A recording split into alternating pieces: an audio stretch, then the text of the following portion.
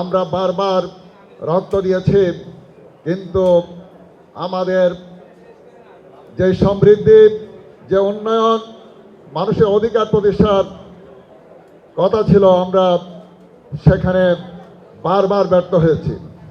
এই জন্য আজকে স্লোগান, আজকে পরিষ্কার বক্তব্য হচ্ছে, আমাদের আগামী বাংলাদেশ হবে একটি সমৃদ্ধশালী বাংলাদেশ। আগামী বাংলাদেশ হবে বৈষম্যহীন একটি বাংলাদেশ।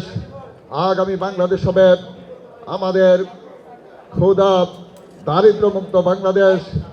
আগামী দিনের বাংলাদেশ হবে সকল নাগরিকের অধিকার প্রতিষ্ঠার বাংলাদেশ, ইনসাফপূর্ণ ন্যায় বিচার প্রতিষ্ঠার বাংলাদেশ।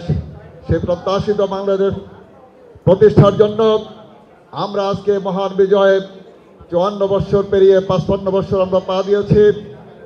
আমরা অঙ্গীকার করতে চাই যে এখানে আর কোনো ফেসিস্ট আমরা হইতে কাউকে দেব না। এখানে আবার কেউ আমাদের ভোট চুরি করুক, টেন্ডারবাজি করুক, এখানে আবার নতুন করে চাঁদাবাজি করুক, এই ধরনের পরিবেশ থেকে পুরো জাতিকে আমরা 18 কোটি মানুষকে ঐক্যবদ্ধ করে মানবিক একটি বাংলাদেশ প্রতিষ্ঠার সংগ্রাম করে আমরা ন্যায় বিচার এবং ইনসাফপূর্ণ একটি বাংলাদেশ প্রতিষ্ঠার প্রত্যয় ব্যক্ত করে আমি আমার সংক্ষিপ্ত বক্তব্য এখানে শেষ করছি। ওমা তৌফিক ইল্লা বিল্লাহ।